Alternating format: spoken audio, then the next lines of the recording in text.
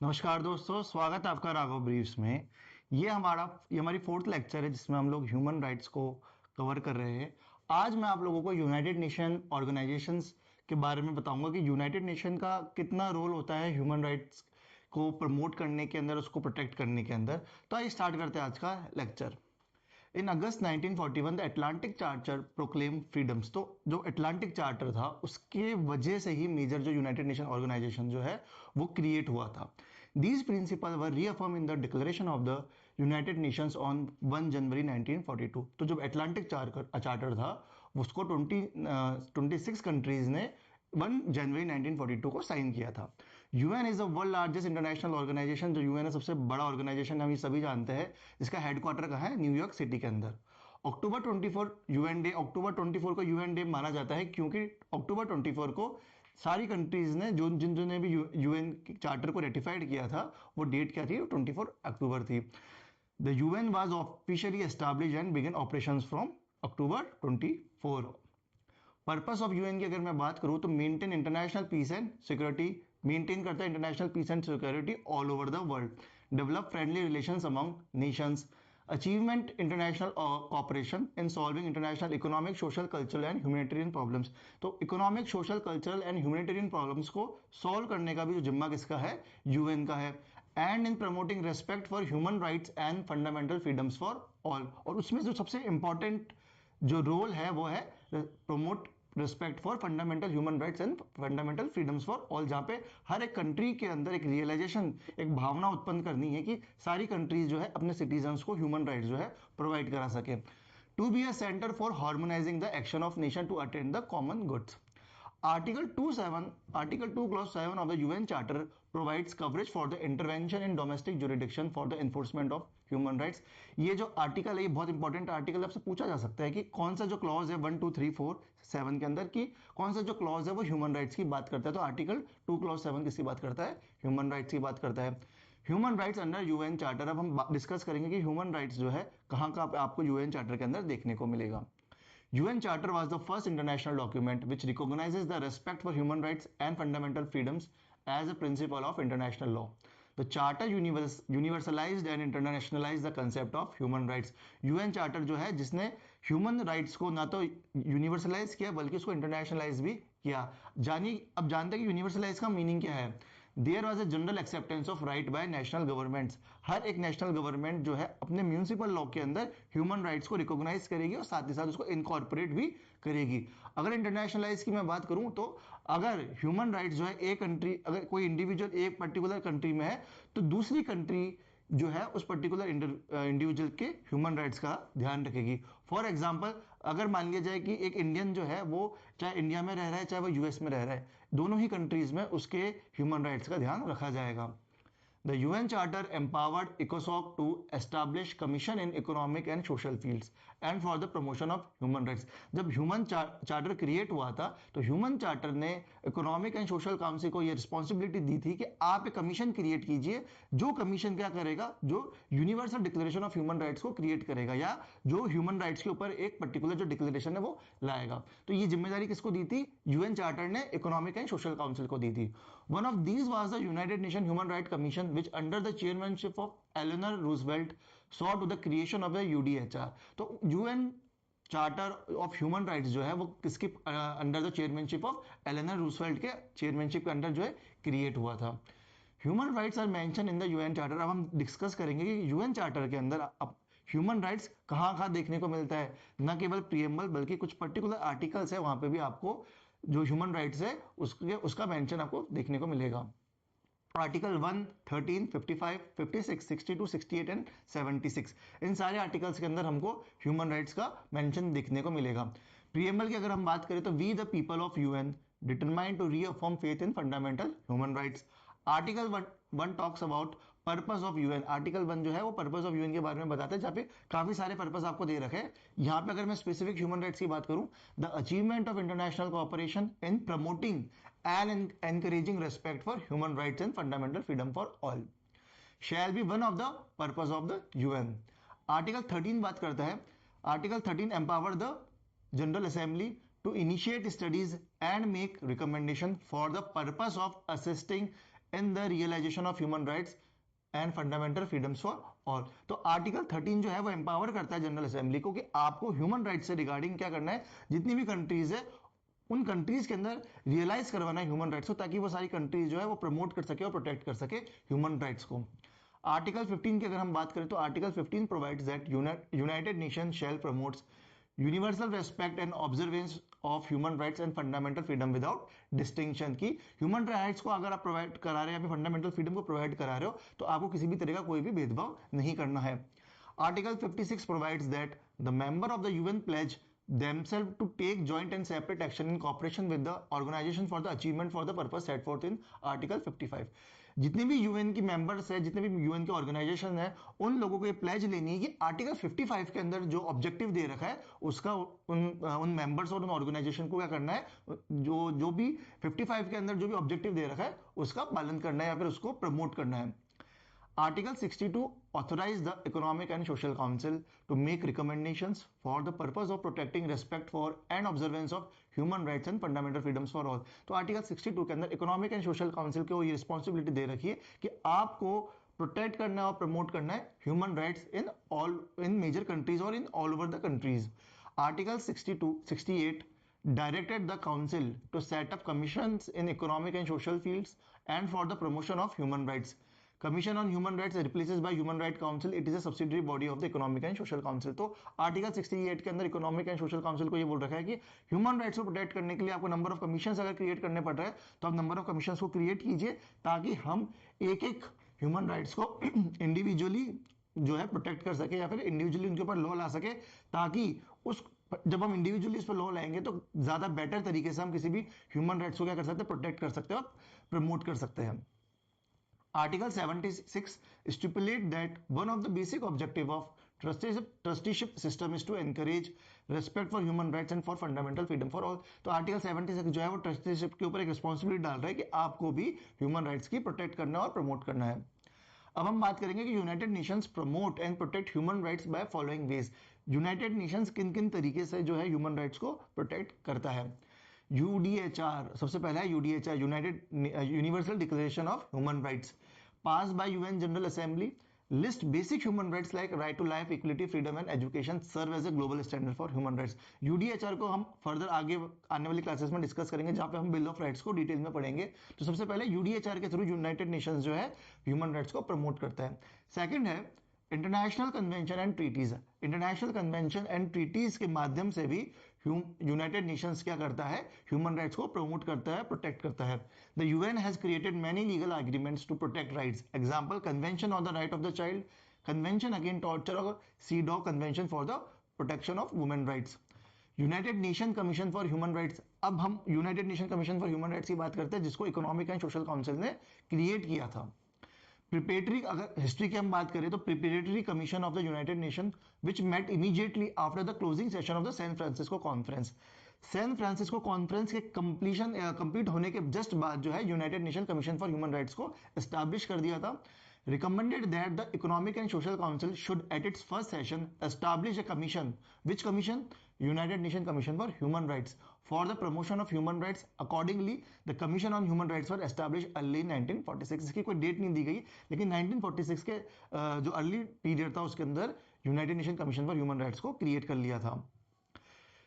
Created in 1946 and it had 18 members. तो total कितने members थे United nation of human rights council में? 18 members थे।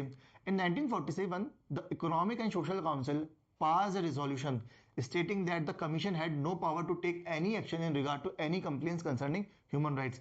लेकिन इकोनॉमिक एंड सोशल काउंसिल ने एक रिजोल्यूशन पास किया जिसके अंदर उसने ये कहा कि जो कमीशन है उसके पास किसी भी तरह की पावर नहीं होगी किसी भी कंप्लेन को लेने के लिए। It undertook extensive effort to draft UDHR।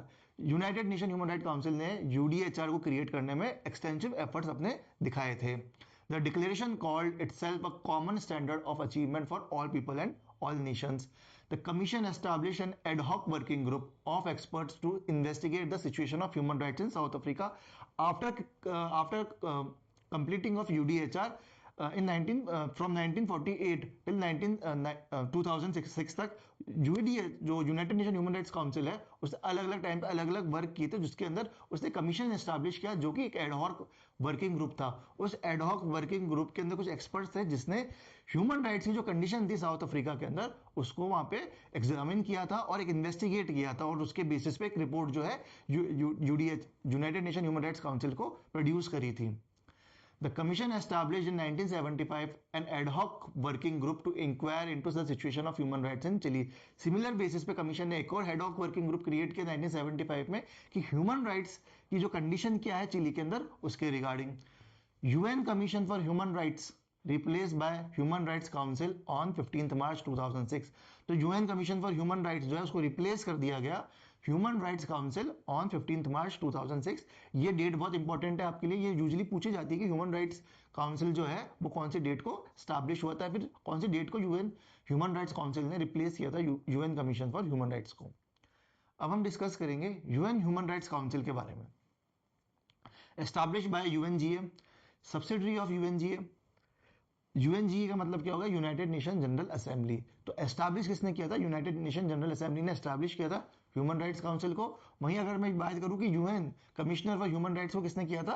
इकोसॉक ने, इकोनॉमिक एंड सोशल काउंसिल ने, बाय रिजोल्यूशन 60/251 ऑफ 15 मार्च 2006 के replace the 60-year-old United Commission on Human Rights as the key intergovernmental body responsible for human rights.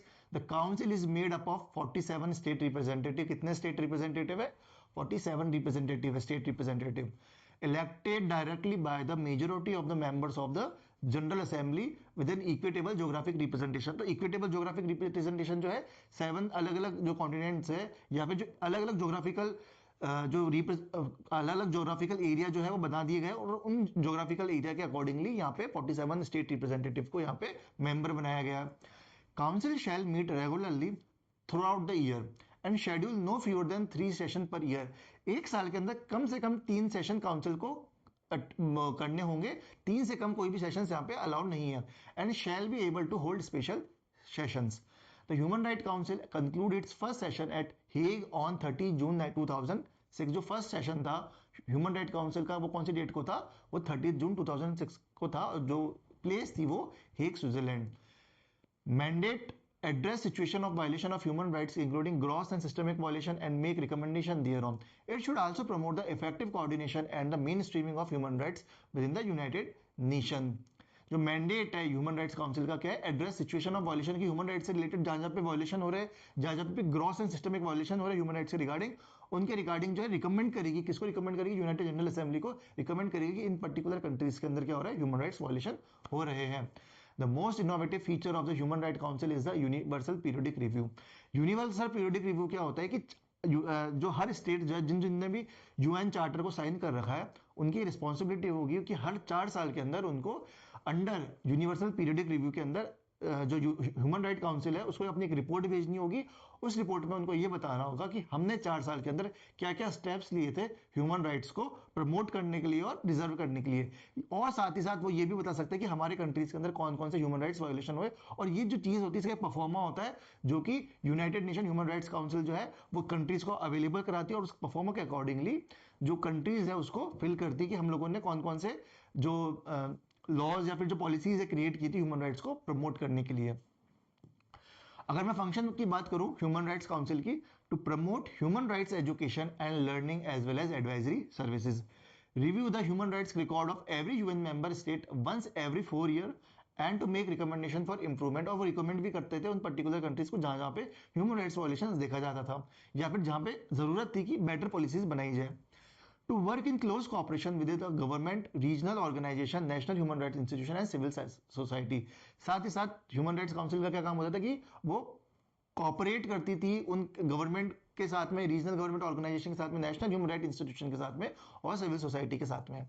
To serve as a forum for dialogue on thematic issues on all human rights, monitor human right situation around the world, investigate human right violation, instances of interference. Sri Lanka के अंदर भी interference किया था human rights council ने। Council at its 11th special session in assistance to Sri Lanka in the promotion and protection of human rights 2009 June. Office of the United Nations office of the United Nation high commissioner for human rights. अब हम OHCHR की बात करेंगे, जो कि एक UN का एक जो है ऑफिस है, जो कि 1994 को क्रिएट हुआ था। This is a main UN body promoting and protecting human rights, providing support to governments to improve human rights laws and practices, take a stand against violation like torture और discrimination. तो ये जो body है, office of the United Nation High Commission for human rights, जो है ये बहुत expressive body है, जो कि डायरेक्टली कंट्रीज को बोलती थी कि आपको ह्यूमन राइट्स को प्रोटेक्ट करना है और प्रिजर्व करना है, और अगर आप नहीं करते हो तो हम यूएन जनरल असेंबली और सिक्योरिटी काउंसिल के अंदर आपकी कंट्री की जो है कंप्लेन कर देंगे। अब हम बात करते हैं UN peace keeping missions. UN ने पीस कीपिंग मिशंस के थ्रू भी ह्यूमन राइट्स को प्रोटेक्ट किया है। Protect civilians in war on conflict zone, help maintain law and order and prevent human right abuses. हम लोगों ने देखा है कि इसराइल और हमास के बीच में, गाजा के बीच में जो भी लड़ाई चल रही थी, उसके बीच में जो गाजा के ऊपर जितना भी डिमोलिशन किया गया है इसराइल पे, तो वहां पे यूएन पीस कीपिंग क्या कर रही है, वहां पे वो फूड सप्लाईज कर रही है, नेसेसरली मेडिकल एड भी वहां पे सप्लाई कर रही है। या फिर अगर हम बात करें सीरिया की, तो सीरिया के अंदर भी जो भी ह्यूमन राइट्स क्राइसिस है, उसको कौन जो है एंटरटेन कर रहा है, उसको यूएन पीस कीपिंग मिशन के द्वारा उसको एंटरटेन किया जा रहा है। ह्यूमैनिटेरियन असिस्टेंस देंगे। UN agencies provide food, shelter, health care in crisis area. Important agency की मैं बात करूं तो UNICEF for children, UNHCR for refugees और world food programme for food. Promote human rights education and awareness, encourage respect for human dignity worldwide. अब हम बात करेंगे united high commissioner for human rights. अभी हमने रिसेंटली डिस्कस किया था office of the United Nation high commissioner for human rights. इसी office का यूएन हाई कमिश्नर जो है ह्यूमन राइट्स की, उस पर्टिकुलर ऑफिस के अंदर एक कमिश्नर अपॉइंट किया गया था, जो कि यूएन द्वारा ही अपॉइंट किया जाता है। उसको हम थोड़ा डिटेल में डिस्कशन करेंगे। Created by UN general assembly resolution 48/141 on 20 दिसंबर 1993। तो 20 दिसंबर 1993 को ये ऑफिस जो है क्रिएट किया था under world conference on human right in 1993 के अंदर। तो 1993 के अंदर जो है ये जो UN high commissioner for human rights का जो ऑफिस है, उसको क्रिएट किया था under the world conference on human rights. ये पूछ लिया जाता है कि जो world conference of human right है वो कौन से ईयर के अंदर कंडक्ट हुई थी। Came into existence in 1994। इस 1993 में रिजोल्यूशन लिया था, लेकिन जो एग्जिस्टेंस थी वो 1994 के अंदर आई थी। मैंने आपको ऊपर डिस्कस किया था कि जो एक्चुअल जो उस ऑफिस की जो एग्जिस्टेंस है वो 1994 के अंदर हुई थी। हेडक्वार्टर की अगर हम बात करें तो जिनेवा स्विट्जरलैंड के इसका के अंदर हेडक्वार्टर है। लाइजन ऑफिस न्यूयॉर्क के अंदर है और appointed by the UN secretary general. जो UN high commissioner for human rights है वो यूएन सेक्रेटरी जनरल द्वारा अपॉइंट किया जाता है। Requires approval of the united general assembly, लेकिन उसकी अप्रूवल जो है वो हमको यूनाइटेड जनरल असेंबली से लेनी पड़ेगी। टर्म की अगर बात की जाए तो 4 साल जो है टर्म रहेगी यूनाइटेड नेशन हाई कमिश्नर की, और जो कि रिन्यूएबल है, चाहे तो वो कंटिन्यू वापस उसको रिन्यू कर सकते हैं। जो यूनाइटेड जनरल असेंबली जो है वो रिन्यू कर सकती है चाहे तो। He is the head of OHCHR, office of the United Nation for High commissioner for Human Right, जो हेड है UN commissioner. He is appointed by the Secretary General of the United Nations. However his name is approved by the General Assembly. He is accountable to the Secretary General. लेकिन accountability की अगर हम बात की जाए कि ये आपसे पूछ लिया जाए कि जो यूएन कमिश्नर जो है वो किसको अकाउंटेबल है, जनरल असेंबली को या फिर सेक्रेटरी जनरल को, तो आपको क्या लिखना है, सेक्रेटरी जनरल को जो है अकाउंटेबल है UN commissioner. He shall be a person of high moral standing and personal integrity. इसकी एलिजिबिलिटी यही है कि वो person of high moral standing and personal integrity उसकी होनी चाहिए। Possessing expertise in the human rights field and an understanding of diverse culture. First commissioner कौन था, जोस अयाले लासो जो है इक्वाडोर को, जो कि 1994 से 1997 तक था।